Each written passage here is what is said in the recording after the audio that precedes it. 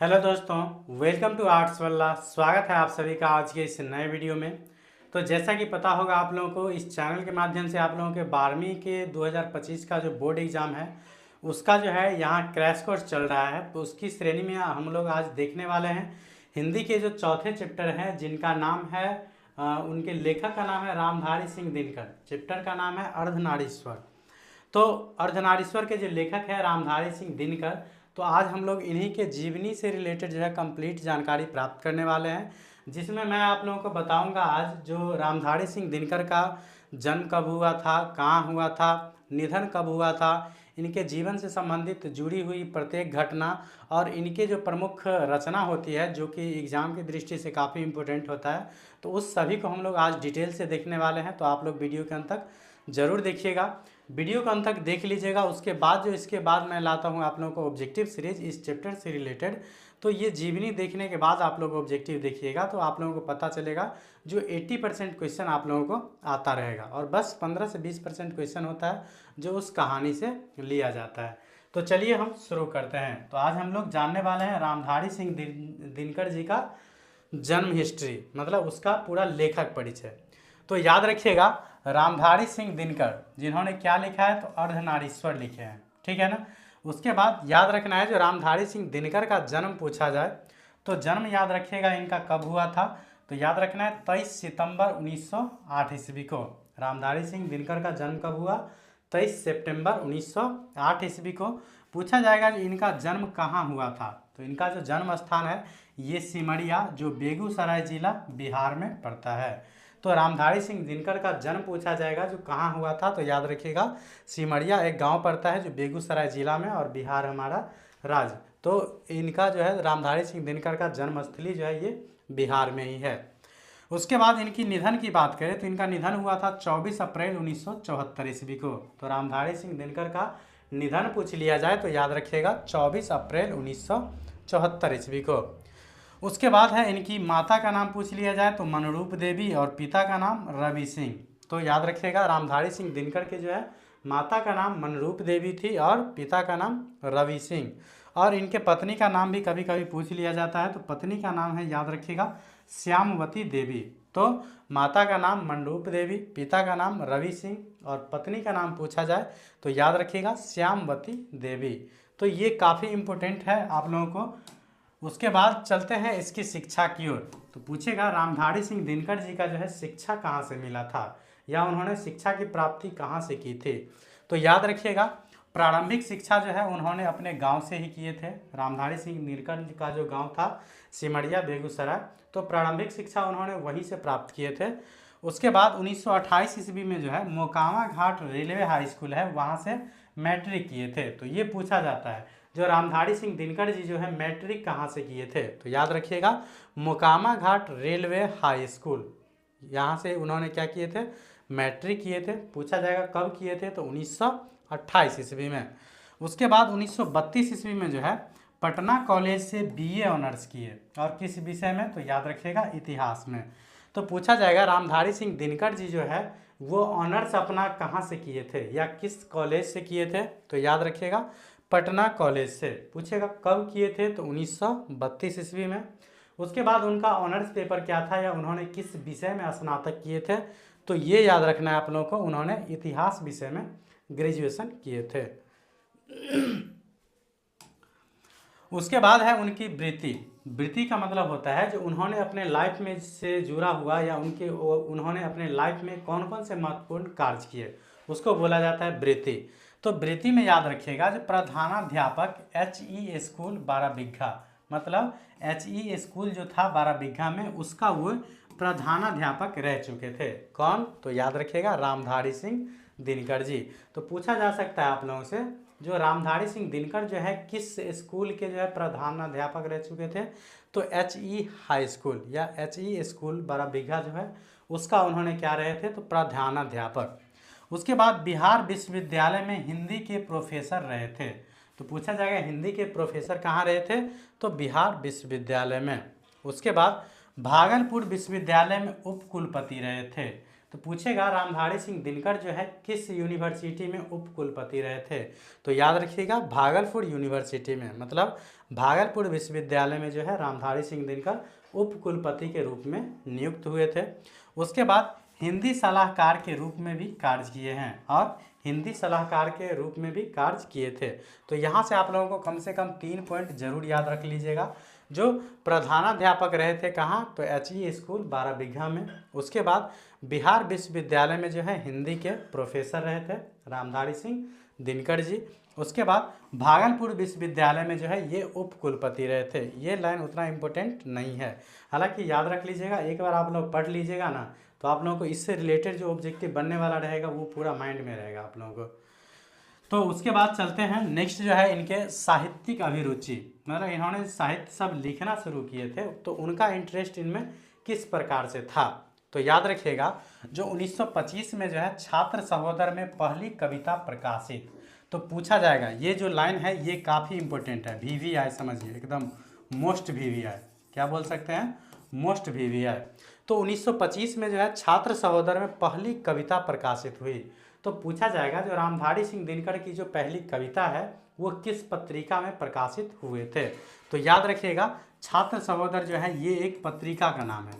छात्र सहोदर क्या है, एक पत्रिका का नाम है जिसमें इनका पहला कविता प्रकाशित हुआ था। और कब हुआ था, तो ये याद रखना है 1925 ईस्वी में। तो ये लाइन काफ़ी इंपॉर्टेंट है, इसको निश्चित रूप से याद रखिएगा, कई बार बोर्ड एग्जाम में पूछा जा चुका है। तो चलिए एक बार फिर से रिपीट कर देता हूँ। जो छात्र सहोदर एक पत्रिका था जिसमें रामधारी सिंह दिनकर जी का जो है पहला कविता प्रकाशित हुआ था। कब हुआ था, तो 1925 ईस्वी में। उसके बाद देश जो है पटना से, प्रकाश बेगूसराय से, प्रतिमा कन्नौज में छात्र जीवन में अनेक रचनाएं प्रकाशित की है। मतलब यहाँ जो है देश, उसके बाद हो गया प्रकाश, उसके बाद है प्रतिमा।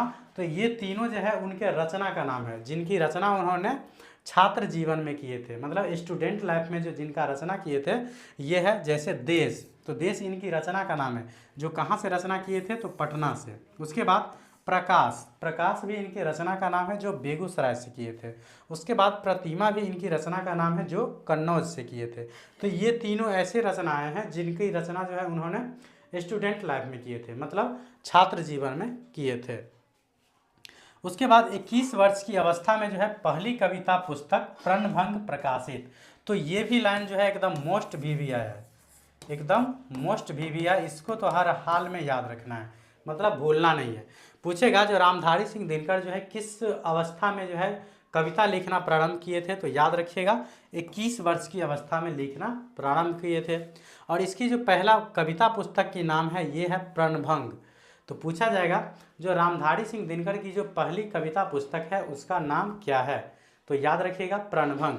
जिस जो है वो मात्र 21 वर्ष की अवस्था से ही लिखना प्रारंभ किए दिए थे। तो ये है उनका साहित्यिक अभिरुचि। तो इसमें से जो है 2 बात तो आप लोगों को काफ़ी ज़रूर याद रखना है एकदम निश्चित रूप से।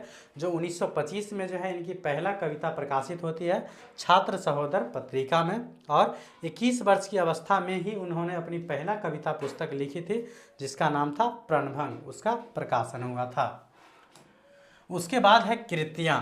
कृतियाँ मतलब इनका जो प्रमुख रचना है वो कौन कौन सी है। तो कृतियों में जो याद रखना है ये है प्रमुख काव्य कृति, मतलब काव्य मतलब कविता वाला जो प्रमुख कृति है ये है, पहला है प्रणभंग, ये पता होगा आप लोगों को, पहला है तो प्रणभंग जिसका प्रकाशन 1929 में हुआ था।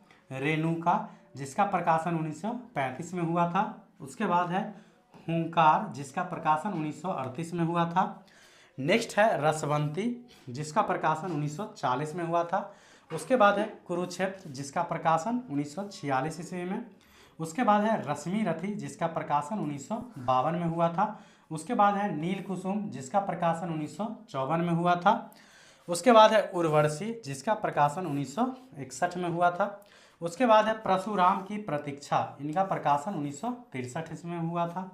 उसके बाद है कोमलता और कवित्व, इसकी प्रकाशन जो है 1964 में हुआ था। उसके बाद है हारे को हरिनाम, इसका प्रकाशन जो है 1970 में हुआ था। तो हालांकि यहाँ जो ये एक प्रमुख काव्य कृति है, हालांकि सभी काव्य कृति इनकी काफ़ी इंपॉर्टेंट है, तो इसमें आप लोगों को जो है ईस्वी याद रखने की ज़रूरत नहीं है, बस वैसे आप लोग 2-4 बार पढ़ लीजिएगा, जो नाम थोड़ा सा माइंड में रहे। जो ये सब रचना जो है रामधारी सिंह दिनकर का है, जैसे प्रणभंग, रेणुका, हुंकार, उसके बाद रसवंती, कुरुक्षेत्र, रश्मिरथी, नील कुसुम, उसके बाद है उर्वशी, परशुराम की प्रतीक्षा, कोमलता और कवित्व, उसके बाद है हारे को हरिनाम। तो ये सब तो काफ़ी बार बोर्ड एग्जाम में पूछा जा चुका है, हारे को हरिनाम, उसके बाद है उर्वशी, उसके बाद प्रणभंग और कुरुक्षेत्र। तो ये सब ऐसा है जो कई बार बोर्ड एग्जाम में पूछा जा चुका है। हालांकि आप लोगों को इसका जो है ईस्वी याद नहीं रखना है, बस इसकी रचना को याद कर लेना है 2-4 बार पढ़ के। जो ये सब इनकी क्या है, तो प्रमुख काव्य कीर्ति, काव्य कीर्ति का मतलब होता है जो ये सब जो पुस्तक है उनकी कविता वाले, ठीक है। तो चलते हैं, ये प्रमुख इनकी काव्य कीर्तियाँ था, तो इसको आप लोग याद रखिएगा। उसके बाद है कीर्तियाँ में जो प्रमुख गद्य कीर्तियाँ, तो गद्य कीर्तियों में क्या सब लिखे हैं इन्होंने, तो याद रखिएगा मिट्टी की ओर, जिसका प्रकाशन 1946 ईस्वी में हुआ था। उसके बाद है अर्धनारीश्वर, जिसका प्रकाशन 1952 में हुआ था। तो अभी जो रामधारी सिंह दिनकर के बारे में जान रहे हैं, ये अर्धनारीश्वर के बारे में ही, मतलब अर्धनारीश्वर के माध्यम से ही जान रहे हैं, तो इसलिए इसका जो है ये प्रकाशन वर्ष याद रखिएगा आप लोग। ये थोड़ा सा इम्पोर्टेंट हो जाता है, क्योंकि इसी चैप्टर के माध्यम से अभी आप लोग रामधारी सिंह दिनकर जी के बारे में जान रहे हैं। उसके बाद है संस्कृति के 4 अध्याय, जो कि काफ़ी इम्पोर्टेंट रचना है इनकी, रामधारी सिंह दिनकर जी के। तो संस्कृति के 4 अध्याय और अर्धनारीश्वर, ये सब बहुत इंपॉर्टेंट रचना है। संस्कृति के 4 अध्याय, इसका भी आप लोग प्रकाशन वर्ष याद रखिएगा, जो इनका प्रकाशन 1956 में हुआ था। उसके बाद है काव्य की भूमिका, तो ये सब नहीं भी याद रखिएगा तो कोई दिक्कत नहीं है। वट पीपल, जिसका प्रकाशन 1961 में। शुद्ध कविता की खोज, जिसका प्रकाशन 1966 में हुआ था। और दिनकर की डायरी, जिसका प्रकाशन 1973 ईस्वी में हुआ था। तो इसमें आप लोगों को ईस्वी जो याद रखना है, एक इसका ईस्वी याद रख लीजिएगा और दूसरा इसका ईस्वी याद रख लीजिएगा। मतलब अर्धनारीश्वर का जो प्रकाशन हुआ था 1952 ईस्वी में हुआ था, और संस्कृति के जो 4 अध्याय है इनका प्रकाशन हुआ था 1956 ईस्वी में। तो ये था उनकी प्रमुख गद्य कीर्तियाँ, तो याद रख लीजिएगा। ज़्यादा का प्रकाशन वर्ष याद नहीं रखना है, एक लास्ट वाला का रख सकते हैं, जो दिनकर की डायरी 1973 में इनका प्रकाशन हुआ था। तो याद रखिएगा प्रमुख गद्य कृतियाँ जो है कौन कौन सी है, तो मिट्टी की ओर, अर्धनारीश्वर, उसके बाद है संस्कृति के 4 अध्याय, काव्य की भूमिका, वट पीपल, उसके बाद है शुद्ध कविता की खोज, और है दिनकर की डायरी। तो ये सब इनकी प्रमुख जो है ये क्या है, तो ये है गद्य कीर्तियाँ, मतलब गद्य कीर्तियों में ये सब रचना आता है। उसके बाद बात करें इसकी पुरस्कार एवं सम्मान के, मतलब रामधारी सिंह दिनकर जी को जो है कौन कौन से पुरस्कार और सम्मान मिला था।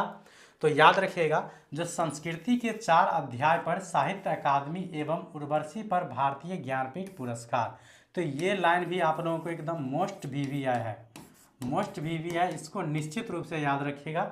अगर रामधारी सिंह दिनकर से क्वेश्चन आता है तो इस लाइन से पहला प्रेफर करेगा जो क्वेश्चन रहेगा।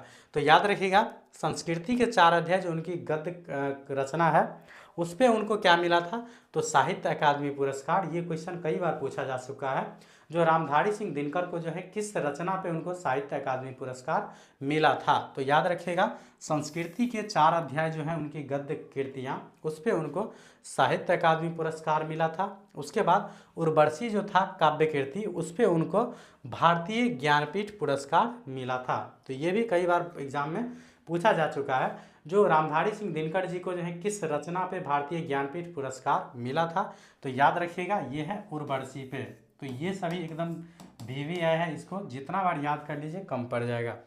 उसके बाद है ये राज्यसभा के सांसद भी रहे थे रामधारी सिंह दिनकर जी। उसके बाद है पद्म भूषण एवं कई अलंकारों से सम्मानित हुए थे। उसके बाद है राष्ट्र कवि के रूप में समाहत। तो ये सभी आप लोग नहीं भी याद करिएगा तो चलेगा, लेकिन ये आप लोगों को याद रखना काफ़ी ज़रूरी है। जो राष्ट्र कवि के रूप में समाहत पूछेगा, राष्ट्र कवि के रूप में किसे जाना जाता है, तो याद रखिएगा रामधारी सिंह दिनकर जी को। तो यहाँ से आप लोग 2 लाइन हो गया जो काफ़ी इंपॉर्टेंट है, इसको निश्चित रूप से याद रखिएगा हर हाल में। जो संस्कृति के 4 अध्याय पे इनको मिला था साहित्य अकादमी पुरस्कार, और उर्वशी पर इनको क्या मिला था, तो भारतीय ज्ञानपीठ पुरस्कार, और इनको जो है राष्ट्र कवि के रूप में जाना जाता है। तो इस प्रकार से मैंने आज के इस वीडियो में जो है रामधारी सिंह दिनकर जो है हमारे राष्ट्र कवि, उनके बारे में कंप्लीट जानकारी देने का प्रयास किया हूँ। इसके बाद जो मैं ऑब्जेक्टिव वाला सेशन लेके आऊँगा तो मैं उम्मीद करूँगा जो आप लोगों को 70 से 80% क्वेश्चन जो है आप लोगों को वैसे ही बन जाए।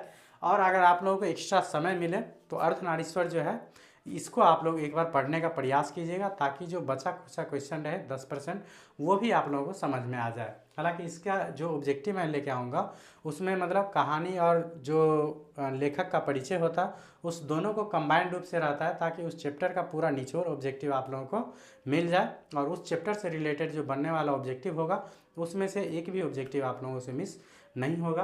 तो चलिए मिलते हैं इसके बाद नेक्स्ट क्लास में अर्धनारीश्वर के ऑब्जेक्टिव के साथ। तो तब तक के लिए बाय।